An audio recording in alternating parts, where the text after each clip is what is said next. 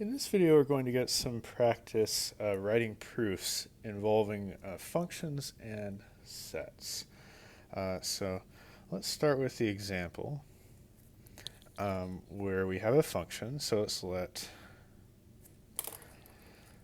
f be a function from a to b.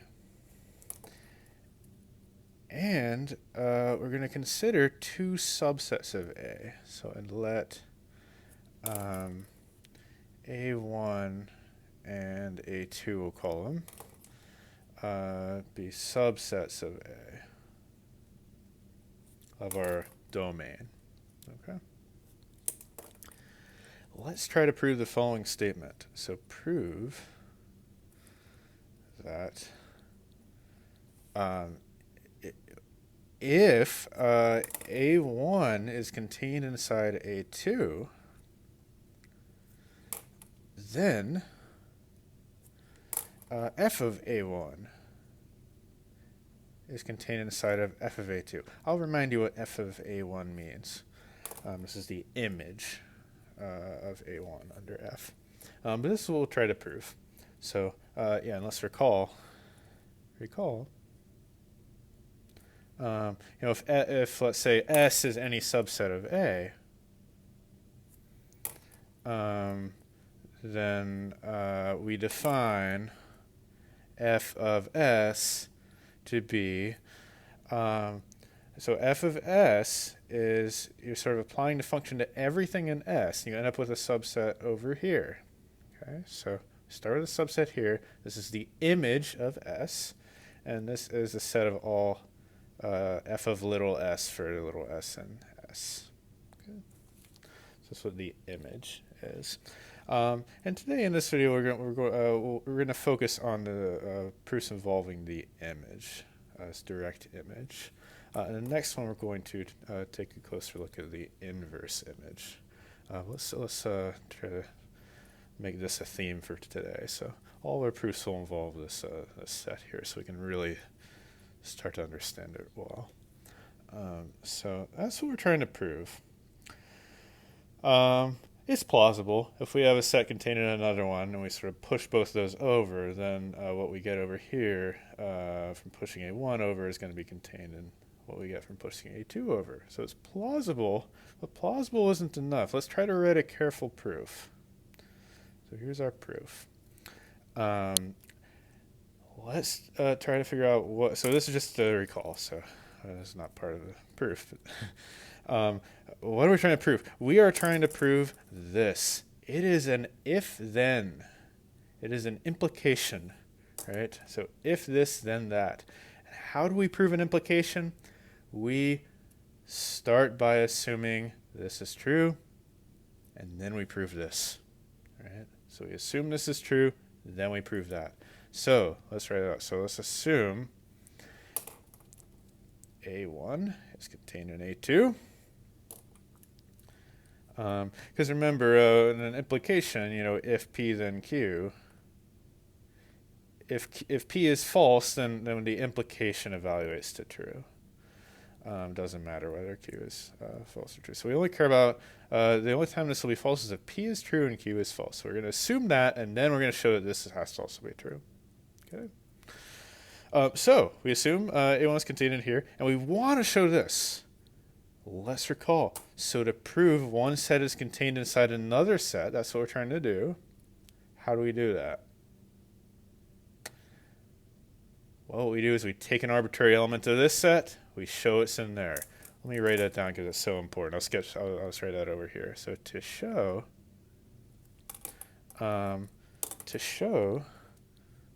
this is contained in this. By the way, my notebook, when I was in graduate school, it always looked like it had two parts. And so on the left, I would actually write out my proofs. On the right, I would just sketch ideas and maybe remind myself what I'm doing and what I'm trying to show. So in order to show this, what I want to remind myself is I want to take an arbitrary element on the left and show it's in the right. Show it's in f of a2. So let's go ahead and try to do that. So I assume this, and I want to show this. Let's take an arbitrary element in this set. Well, okay, I'll be less aggressive instead of take. Let's just say. So assume this, and let's let x. Actually, you know what I'm going to call it? I'm going to call it b. Little b is an f of a1. You know why I'm calling it b? Because it actually lives over here, right? I'm realizing f of something, that's going to be over here. And so I'm going to name it accordingly. You don't have to do this. You could have called it a or x or whatever. However, this helps me to not get confused. Because as soon as I see this, I'm thinking, that lives over here, not over here. Okay? So that's how I'm going to start. Then, what does this mean? Okay, we're off to a good start. What does it mean for this to be in here? Let's unravel this definition. So what does it mean for b to be f of a1? Well, f of a1 is just all the things to the form f of a for a and a1. So this means, we can even say, by definition of the image, that's what this is. This is the image, f of a set. By definition of the image, what can we say? B is f of a. B is f of some element, right? It's f of something for some a. For some little a in a1. Sorry, a1. Right? That's what it means. Okay. What are we trying to show? We're trying to show it's actually f of a for some a in a2. But a1 is in a2, so I think all the pieces are about to fall together. So we've unraveled the definition. So a is in a1, but since a1 is contained in a2, we can say a is also in a2. A is also in a2. So b is f of a for something in a2.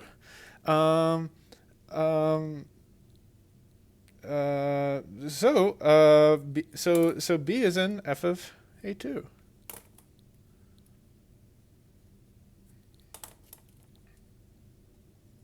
Again, by definition of this. Okay, if it's f of something for that something in a2, b is in f of a2. It's in the image of a2.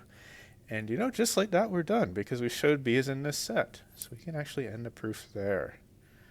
Okay, this is a theme. These proofs, it's a little bit tricky to get started. You have to really be careful about what you're doing at the beginning and sort of clearly outline what your strategy is going to be. So here our strategy was dictated by this. We're trying to prove an implication that helped us to get started, and then within that implication we need to prove this, and that's a set containment. So we need to take an arbitrary thing here, show it's in there. That's what we did.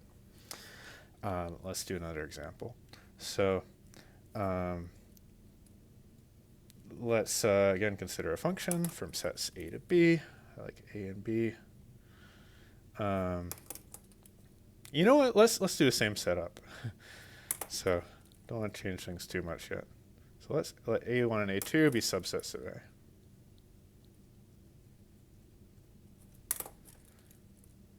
Great. And let's prove the following statement. Looks scary at first, but let's prove that f of a1.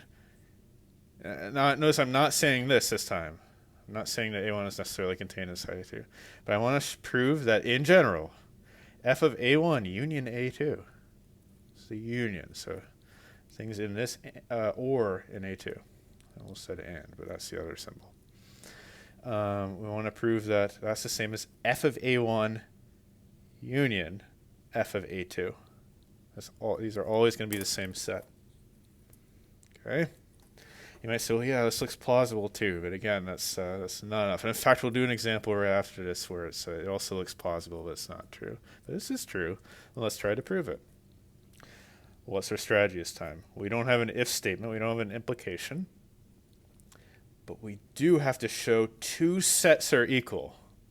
So to show, write this over on the side, to show two sets are equal, set equality, what do? Remember what we do? You have to show each side is contained in the other.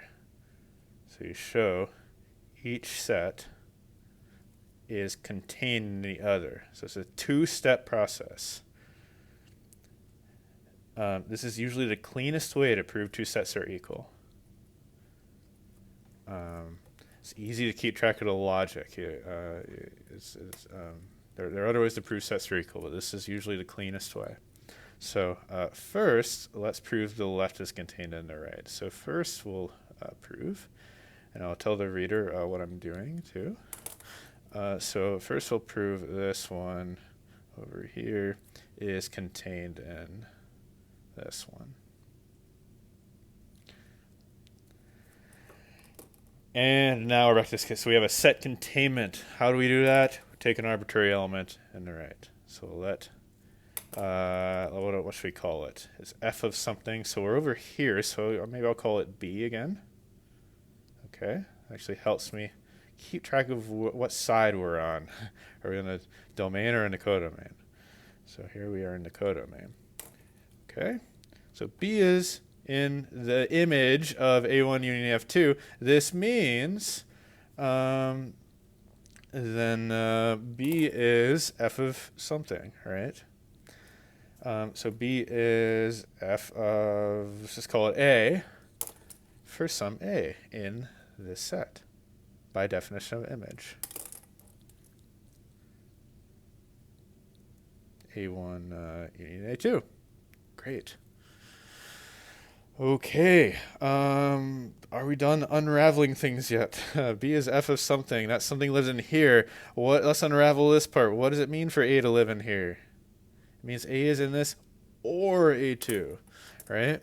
So A is in A1 or A is in A2. Okay. And what does this mean? Well, if A is in here, well, B is f of A for an A in A1. That means B is in f of A1. That means B is in here, right? And if A is in here, that means B is f of A for some A in A2. So it means B is in here. So B is in one of these or the other. So we can say, yeah, B is in one or the other. So then, or both, right? Again, this doesn't. If we're in here, it doesn't mean we can't be in both. So this part tells us that B f of A is in f of A1. That's one possibility. Or B might be in f of A2. That follows from this. But all we need to show is that we don't need to show us in both of them. We just need to show us in one or the other. So exactly what we just did. So B is actually in this or that. So we showed this in the right side. Okay? There we go. But we're not done yet. We need to show this is contained in that. So that'll be the next step. So next we'll prove, or we'll show f of A1 union f of A2 is actually contained in the left side. And now it will show, without any doubt, that these are equal. They're the same set. They each contain the same elements as the other. They each contain all the elements of the other. So, great. Where do we start? Of course, we start by letting B. So we're going to let we'll let B be in this side. Different B than before. Starting fresh here.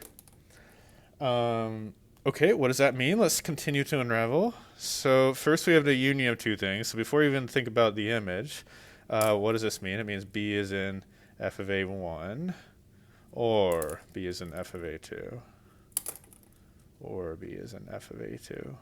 Okay.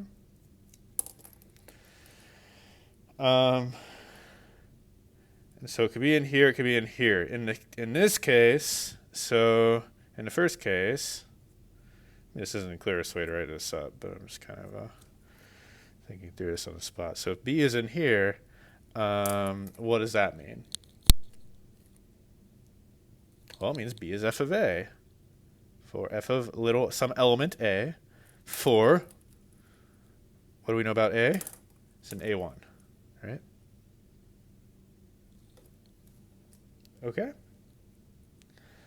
What do we want to show? We want to show that that B is in here, right? So it's an f of A1. Sorry, A1 here. Yeah.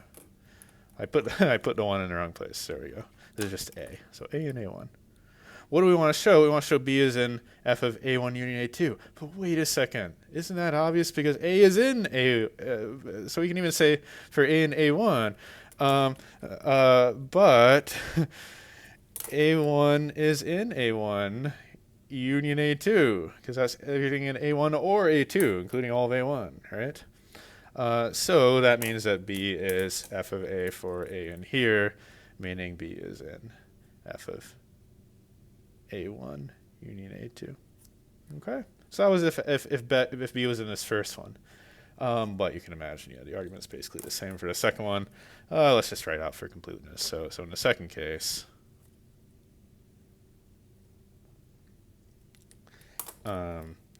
if it's really long thing that if a really long thing that we're repeating, then you want to find a better way to do it. But this is so short that so yeah, in this case, it's f of A for some A and A2. Okay, for A and A2. Which is contained, here I'll shorten this a little bit, in A1 union A2. So again, we conclude that B is in f of A1 union A2. So in both cases, we're in this set. Excellent. I think we're done. Again, there are other ways to write this up, but yeah, this is the logic of this proof. So here we use the idea to show two sets are equal. We show one is contained in the other, and we use their definition of image several times actually. Okay, should we do one more? So yeah, I have one in mind actually that it's really similar to this, but it's actually not true that they're equal. So same setup as above. I guess because it's short, I'll repeat it. Okay, and let A1 and A2 be subsets of A. Let's prove that. Here's what I'm going to prove this time. I want to prove that f of A1 intersect A2. The things in A1 and A2 is not necessarily equal to, but it is contained in f of A1 intersect f of A2. Wow, I'm writing B. f of A1 intersect f of A2. Okay? Wait a second. So why is it contained? Like it would seem plausible for this to be equals even. Okay? So why aren't they the same set? Well, you can start thinking about that now if you'd like. Like in what case would these be different? But why don't we just go ahead and start? Let's prove this. So we'll prove that's contained in that. And then maybe we can even start by trying to prove the reverse and see what goes wrong. That's often a good approach. So here's the proof. Again, we start the same way. So let B be in here. Right? Have A1 intersect A2. Then, what does that mean? Hopefully you're getting the hang of this now. So what do? We unravel the definition. What does it mean to be an f of some set? It means that B is of the form f of A for A in this intersection. Okay.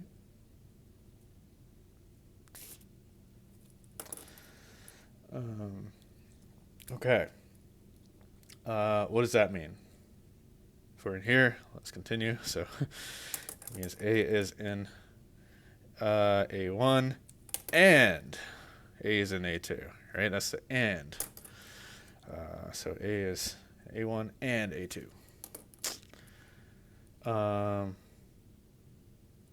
Okay, what are we trying to show? We're trying to show that B is in here. So we're trying to show that B is f of something for A and A1, and B is f of something for A and A2. Well, wait a second. It's just, yeah, A is in A1 and A2, right?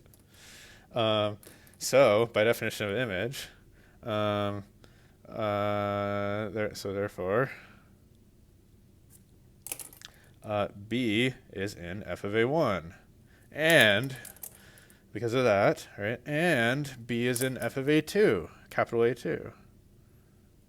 It's in the image of A2 because A is in A2 and B is f of A. B is in this right-hand side. Okay, so that wasn't too bad. So wait a second, like why can't we just reverse the steps, right? Seems like we could just do this backwards. So let's try it. So yeah, but here I'll do this in red just to indicate it's not necessarily true. So what goes wrong? What goes wrong with proving the reverse inclusion? With proving f of A1 intersect f of A2 is contained inside f of A1 intersect A2. What goes wrong here? Let's try it. So here's my attempt. Often attempting to prove something that's false and running into an issue, but we can kind of show you exactly why it's false. Sometimes that works, sometimes it doesn't. But, yeah, so let's let B be in this side. I don't want to use red anymore. So we'll let B be in this side. And what does that mean? So it means B is in f of A1. And B is in f of A2. Right? Excellent. What does it mean? It means so this means, what does it mean to be in f of A1? It means B is f of A for A and A1. For some A, that's all it means, right? For some A and A1. That's what this part means. We have a separate statement here. What does that part mean? It means and, right? B is f of A for some A and A2. But wait a second. Maybe that's the problem. So B is f of something. It might not be that same A. Right? So let's actually distinguish. So this is f of A1, let's call it, for some A1 in there. And B is f of A for some A in here. So let's call it A2. That's all this is telling us. That's all we can get from this. Might not have anything to do with the other A. For some A2, little A2 and big A2. Okay? What do we want to show? We want to show that B is f of A for some A in the intersection. But I don't think we can do that. I think this is where it must go wrong, right? So yeah, that's the problem. But we can't necessarily find an A in the intersection, a single A in the intersection, such that B is f of A. So here's the problem. And maybe we can even draw like a little picture here. So here's sort of what's happening. So we have A1 and we have A2 down here. And then we have an element A1 there, and we have an element A2 here. But we're trying to find something in here, in the intersection. And if one of these happened to be in the intersection, it would be good. We could just use that element. But there's nothing forcing this A1 to be in the intersection, unfortunately, and same with this A2. So that's what breaks down. Very interesting. So this just goes to show you, just because something looks plausible, it's like, oh, I'm just kind of distributing the f across the, distributing this intersection. It doesn't work that way. So this only works in one direction. And in fact, let's try to find an example. So an example where this fails. Where this, what do I mean this? This false statement. So an example where this is not true. When will, so f of a1, let's find f of a1, a2, so that these two things are not contained in here. So maybe one example is I could try to make this one really small.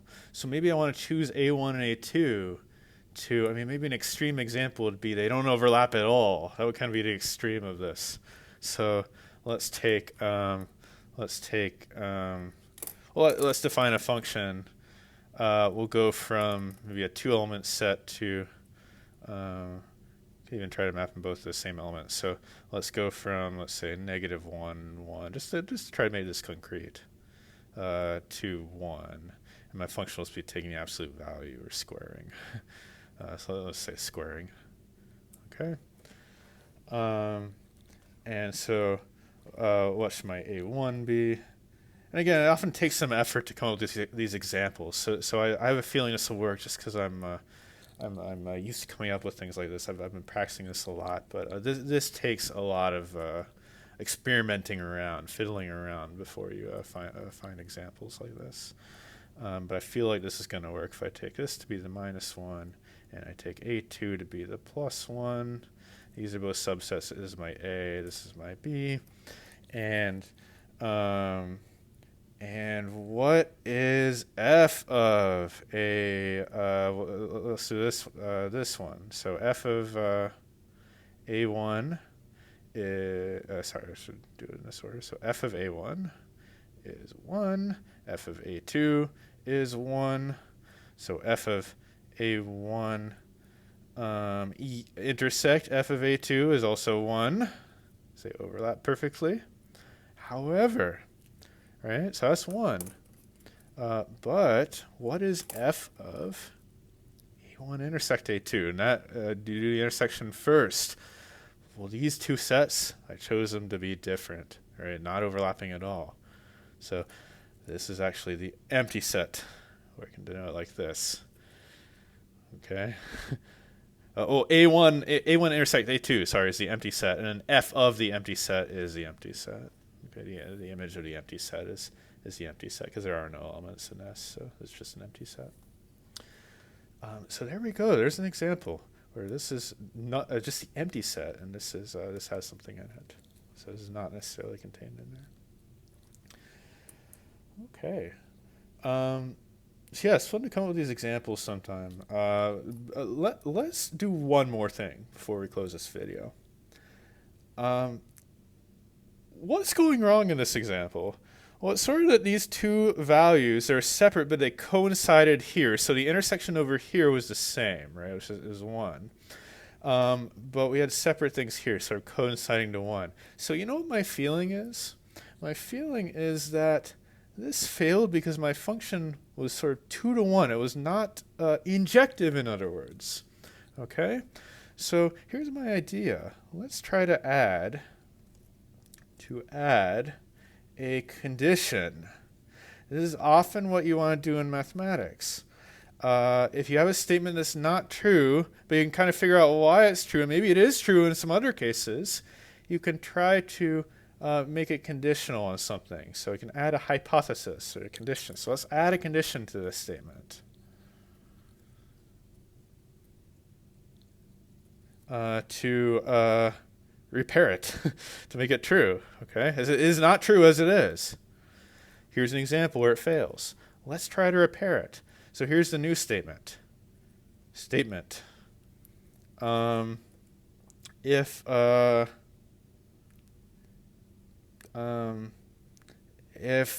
same setup here. if f is, here's my thought, and then we'll try to prove it. So if f is injective, then nothing goes wrong. I have no idea if that's true or not. Let's guess it's true, because that seems to be what's going wrong here. So if f is injective, then we get the reverse inclusion as well. Remember, we always get this one for free. That's always true. But this one, I'm claiming, is true if it's injective. So let's see if we can prove that. Okay, if f is injective, then I think that should be contained in here. Okay? Let's try to prove it. We'll have too much space. This will prevent me from rambling on for too long. So again, we start the same way. So we let b be in here. Or we start the same way as here when we were attempting to prove the false one, right? Okay. So I'm just going to recopy this. B is in f of a1 and b is in f of a2. What does that mean? Meaning b is f of a1 for some a in a1, and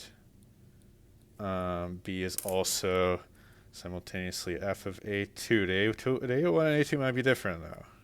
That's the problem. For some a2 and a2. But wait a second. Can they really be different? If f is injective, what does injective mean? Remember, injective means that, here's a definition of injective. It means that if f of x equals f of y, that implies x equals y. Okay? So the only way two values can coincide are if they're equal to start with. Okay? The function values can coincide. But wait a second, I have two function values coinciding here, right? Since b is both of these, so since f of a1 equals f of a2, sorry, I'm just getting excited because I realized, like, yeah, this is exactly what we need. Since these are equal, and f is injective,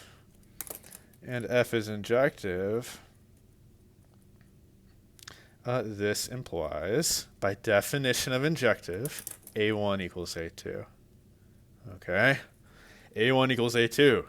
And that fixes everything. Because a1 is in this set, a2 is in that set. But they're the same element. So whatever this element is, let's call it a1. So in particular, this a1, or I can call it a2 or whatever, could name it something different, a.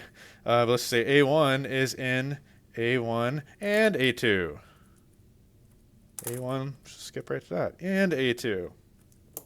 Okay. So, what does that mean? It means that f of a1, or b, so b is in f of a1 intersect a2. So it turned out that was exactly what we needed. F being injective. That was the missing piece. And if we have that, if we know that about f, then this is an equality. This becomes an equality, not just a containment. Okay, so that's enough for this lecture. In the next one, we'll look at proofs involving the inverse image. Thanks for watching.